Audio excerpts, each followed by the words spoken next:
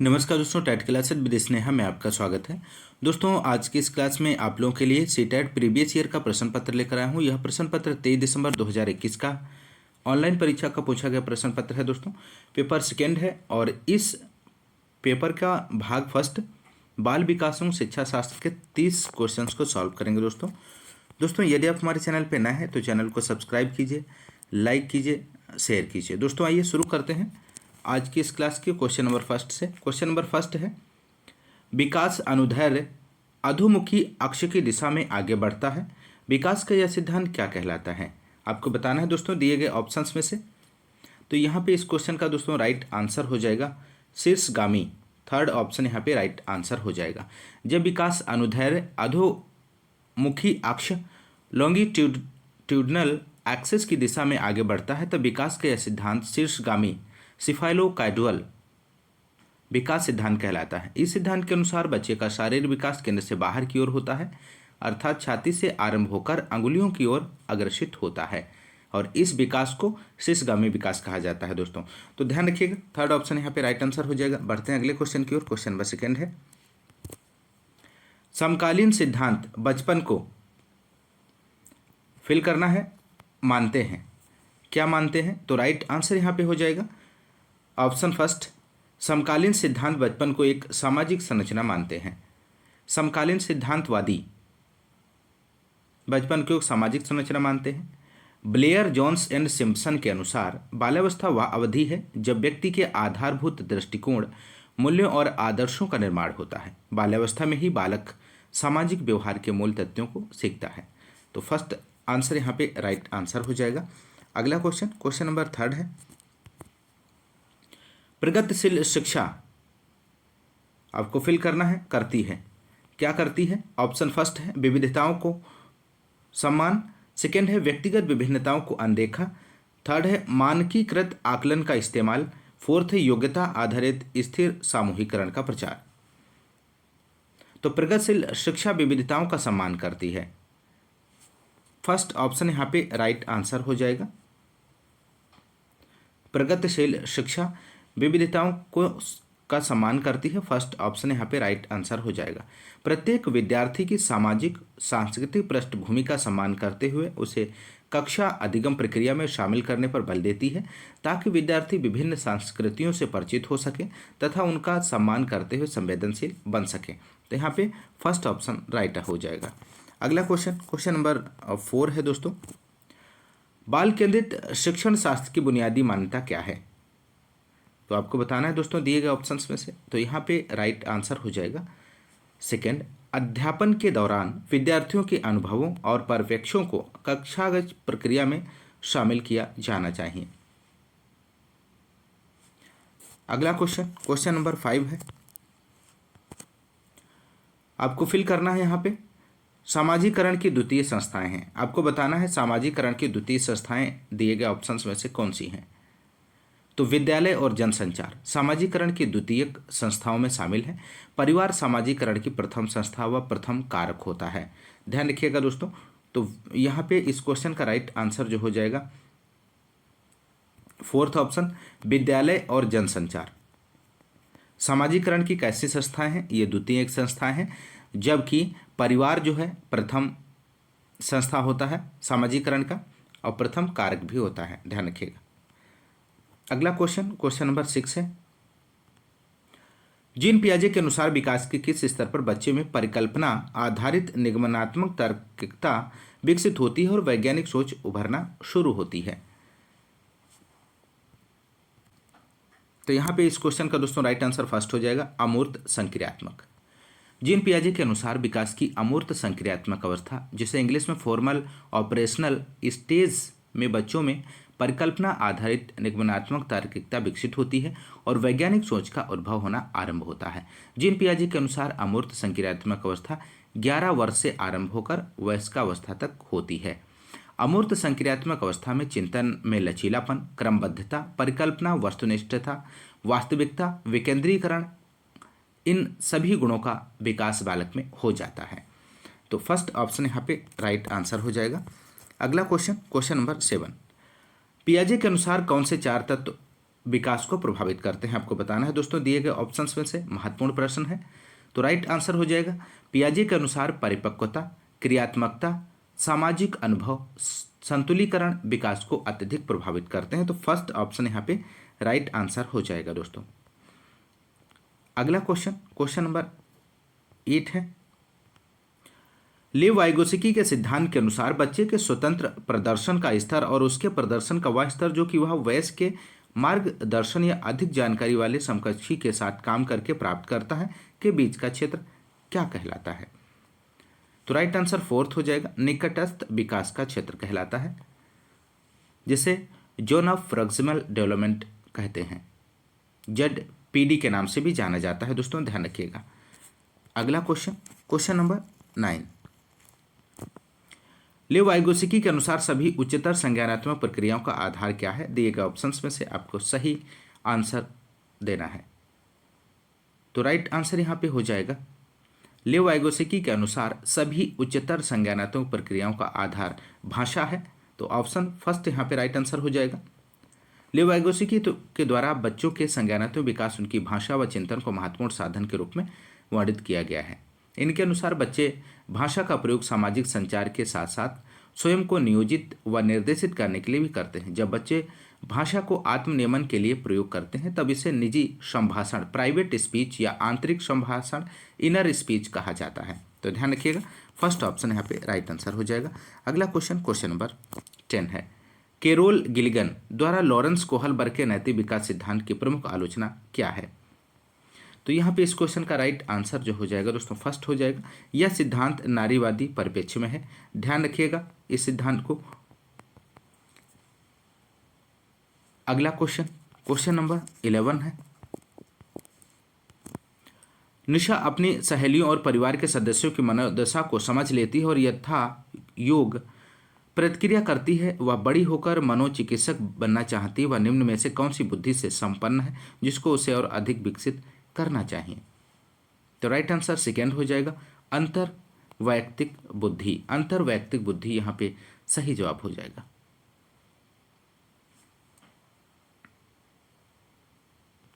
अगला question number 12 है। विद्यार्थियों द्वारा गृहीत जेंडर रूढ़िवादों को भंग करने के लिए एक अध्यापिका को क्या करना चाहिए? तो राइट आंसर दोस्तों यहाँ पे सेकंड हो जाएगा, ऐसे विविध उदाहरण साझा करने चाहिए जो उन रूढ़िवादों को चुनौती दे। सेकंड ऑप्शन यहाँ पे राइट आंसर हो जाएगा। अगला क्वेश्चन नंबर 13 है।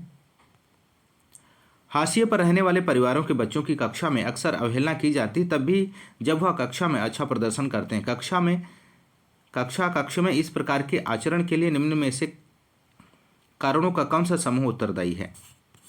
तो नीचे फर्स्ट ऑप्शन दिया गया, हाशिए पर रहने वाले परिवारों के बच्चों के प्रति शिक्षक अक्सर पूर्वग्रहित होते हैं। सेकेंड है, सहपाठियों में विविधता व इन बच्चों की सामाजिक पृष्ठभूमि के बारे में संवेदनशीलता का अभाव है। थर्ड है, हाशिए पर रहने वाले परिवार के बच्चों की शिक्षा को अधिकार अधिनियम 2009 के अंतर्गत शिक्षा से वंचित रखा गया है। तो यहाँ पे इस क्वेश्चन का दोस्तों राइट आंसर की यदि हम बात करें तो थर्ड ऑप्शन यहाँ पे राइट आंसर हो जाएगा, केवल फर्स्ट और सेकेंड यहाँ पे राइट आंसर हो जाएगा। अगला क्वेश्चन नंबर 14 है। राष्ट्रीय शिक्षा नीति 2020 के अनुसार विद्यालयों में मूल्यांकन का अभिरूप आपको यहाँ पे फिल करना है, हो जाना चाहिए। तो फर्स्ट ऑप्शन हो जाएगा, राष्ट्रीय शिक्षा नीति 2020 के अनुसार विद्यालय में मूल्यांकन का अभिरूप योगात्मक से रचनात्मक हो जाना चाहिए। अगला क्वेश्चन नंबर 15 है। निम्न में से किस तरह के सवाल विद्यार्थियों में चिंतन के आकलन में मदद करेंगे? तो राइट आंसर थर्ड हो जाएगा, संदर्भित चिंतनशीलता आधारित सवाल। यहाँ पे बिल्कुल राइट आंसर हो जाएगा। अगला क्वेश्चन नंबर 16 है। वो विद्यार्थी जिन्हें वाचन वैकल्य है उनके सफल समावेशन हेतु निम्न में से किसे वर्जित करना चाहिए? वाचन वैकल्य को डिसलेक्सिया बोलते हैं दोस्तों, ध्यान रखिएगा।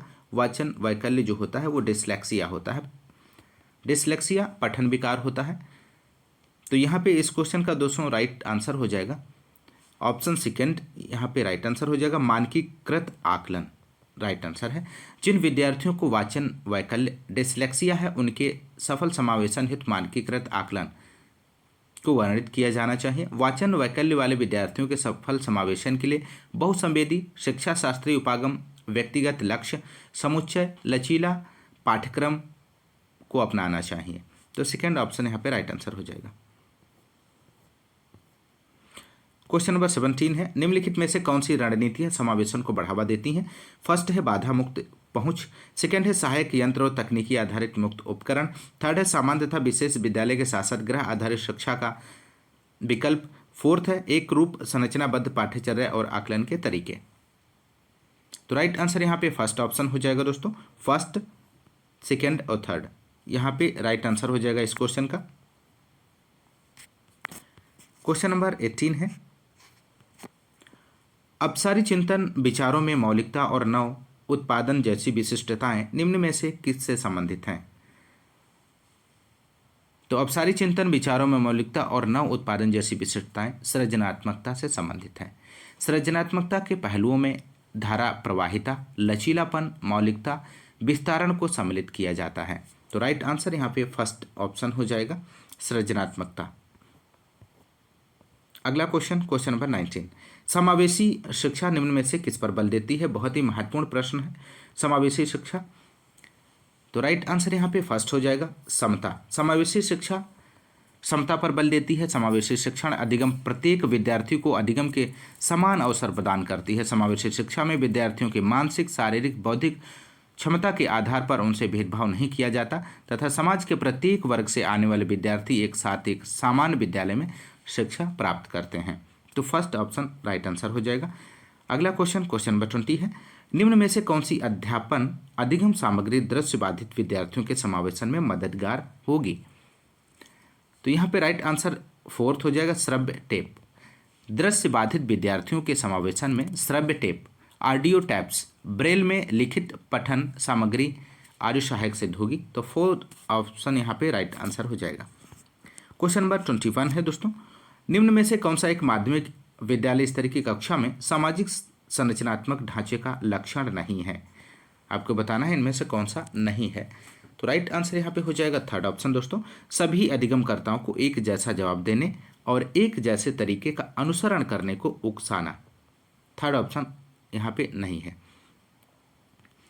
अगला क्वेश्चन, क्वेश्चन नंबर 22, निम्न में से कौन सा विद्यार्थियों ने समस्या समाधान कौशलों के लिए बाधक है? तो यहां पे राइट आंसर दोस्तों हो जाएगा फर्स्ट ऑप्शन, प्रकार्यात्मक आबद्धता, स्थिरता। अगला क्वेश्चन, क्वेश्चन नंबर 23, अगर एक विद्यार्थी किसी क्रिया को मूल्यवान मानता है लेकिन उस क्रिया को करने के लिए उसके पास बहुत कम नियंत्रण हो तो इस अवस्था में विद्यार्थी किस तरह के भाव का एहसास करेगा?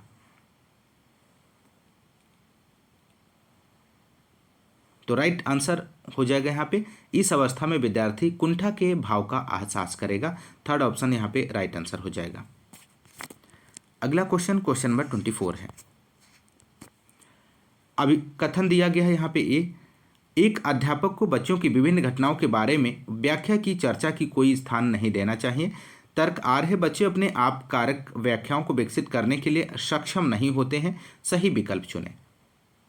तो फोर्थ ऑप्शन यहाँ पे राइट आंसर हो जाएगा, ए और आर दोनों गलत हैं। एक अध्यापक को बच्चों को विभिन्न घटनाओं के बारे में व्याख्या की चर्चा को स्थान देना चाहिए क्योंकि बच्चे अपने आप कारक व्याख्याओं को विकसित करने के लिए पूर्ण रूप से सक्षम होते हैं। कथन ए और आर दोनों असत्य हैं दोस्तों, ध्यान रखिएगा। अगला क्वेश्चन, क्वेश्चन नंबर 25, कथन दिया गया है एक अध्यापक के लिए महत्वपूर्ण है कि वो बच्चों की परा संज्ञान क्षमताओं के विकास पर बल दे। तर्क आर है, जब बच्चे अपनी धारणाओं और चिंतन के बारे में जागरूक हो जाते हैं तब वो अपने अधिगम के नियमन में और अधिक योग्य हो जाते हैं, सही विकल्प चुनें। तो यहाँ पे इस क्वेश्चन का दोस्तों राइट आंसर फर्स्ट ऑप्शन हो जाएगा, ए और आर दोनों सही और आर सही व्याख्या करता है ए की, यहाँ पे राइट आंसर हो जाएगा।